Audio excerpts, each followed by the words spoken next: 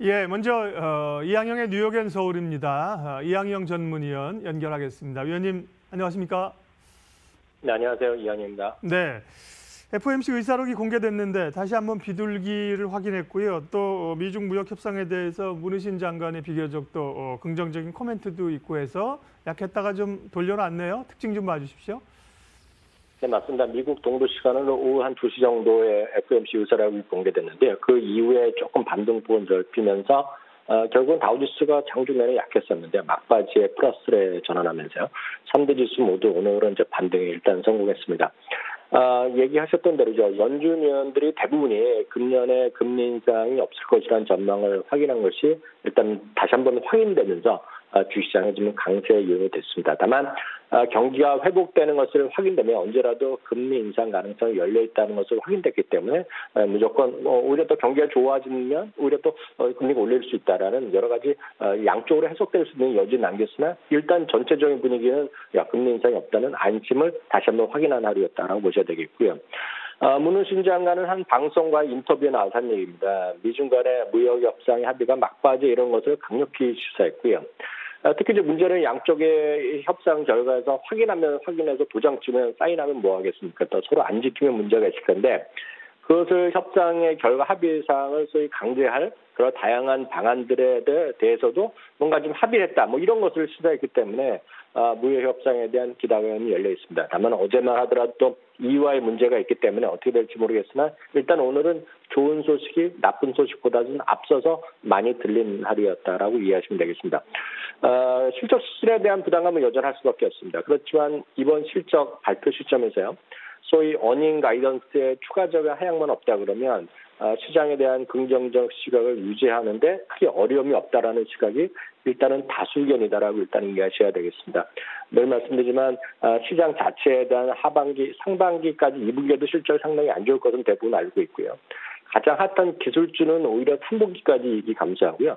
반도체는 4분기까지 이익이 감소합니다. 그럼에도 불구하고 좀 좋다고 얘기하는 사람들은 그걸 충분히 알고 있다는 것이고 어닝 가이던스의 추가적인 하향 내지는 상향 이것이 핵심 포인트다라는 거 미리 좀 말씀드리겠습니다.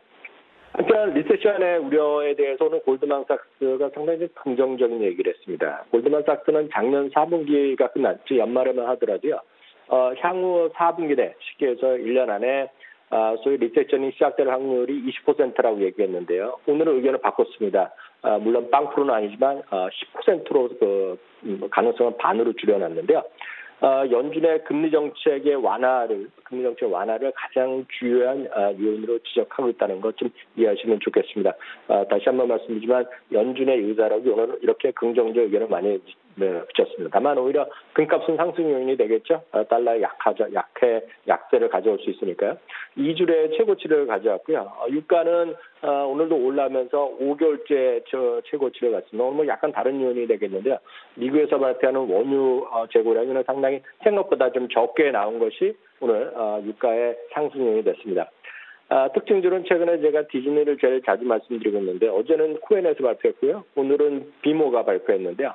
어제 코엔도 마찬가지, 오늘도 마찬가지입니다. 30%의 목표 주가를 상향시켰습니다.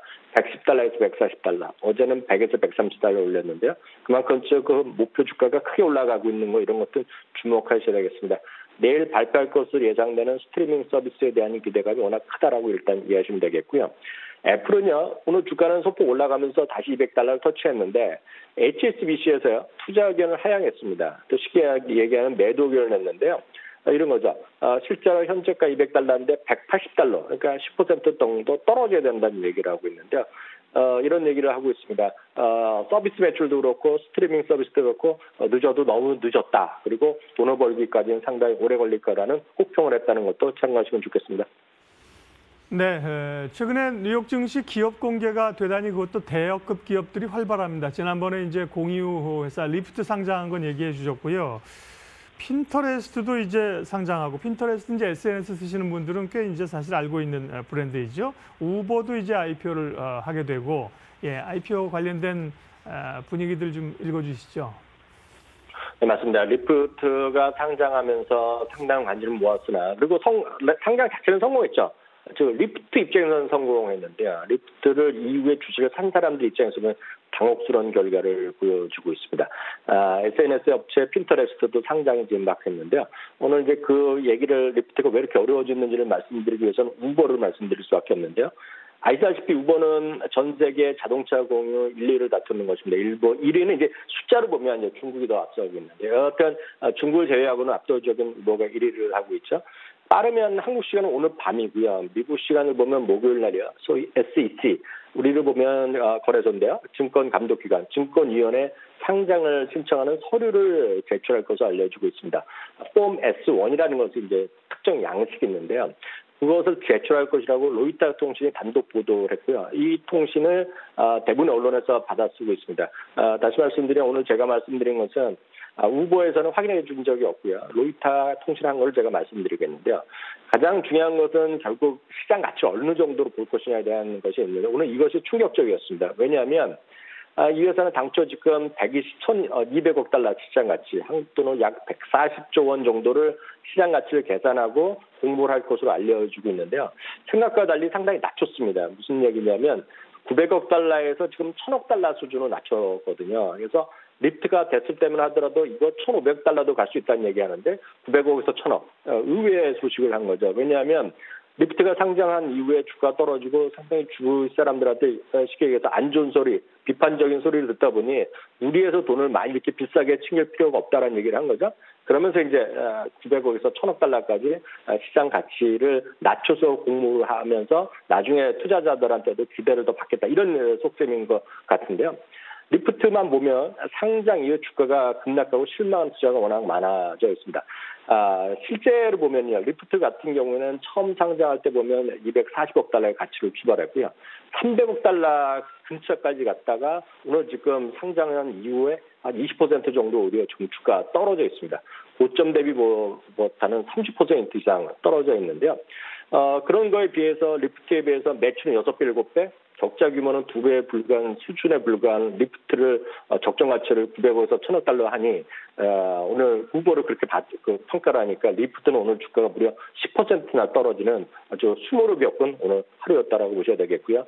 마침 기업 가치 평가에서 권위자인 뉴욕대학의 아스워스 다모다란 교수는 리프트의 가치를 150억 달러, 상장 직후 300억 달러에 비하면 지금 반토막으로 후려치는 적정 가치를 제시했거든요. 이런 것이 오늘 리프트의 주가에 급락을 가져온 하나의 요인이었다라고 우리가 참고하시면 되겠습니다. 뉴욕 증시 특징주 그리고 국내 관심주 이어서 보겠습니다. 알려주십시오. 네, 캐터필러도 많은 분들이 많이 아시는 회사인데요. 미국과 중국 간의 무역 협상의 타결 기대감, 그리고 각국이 경제가 어려워지니 당연히 SOC 투자 이렇게 늘리면서 개발 사업을 많이 할 것이라는 기대감으로 주가가 완만하게나마 회복을 시도하고 있습니다. 당연히 우리나라에서 두산 인프라코나 밥캐리 이런 것들이 비슷한 부류를 갖겠는데요. 두 회사 모두 생각과는 달리 실적에 대한 부담감이 여전히 있습니다. 다만 중국의 어떤 향후 미국과 중국과의 협상 결과에 따라서는 한 차례 또 움직일 가능성은 배제할 수 없겠고요. 기술적 대응이면 주처럼도 충분히 매매가 할 수 있다라고 참고해서 말씀드립니다. 오늘도 이항영의 뉴욕앤서울, 뉴욕 글로벌 증시 분위기 특징주까지 살펴봤습니다. 이항영 위원님 고맙습니다. 감사합니다.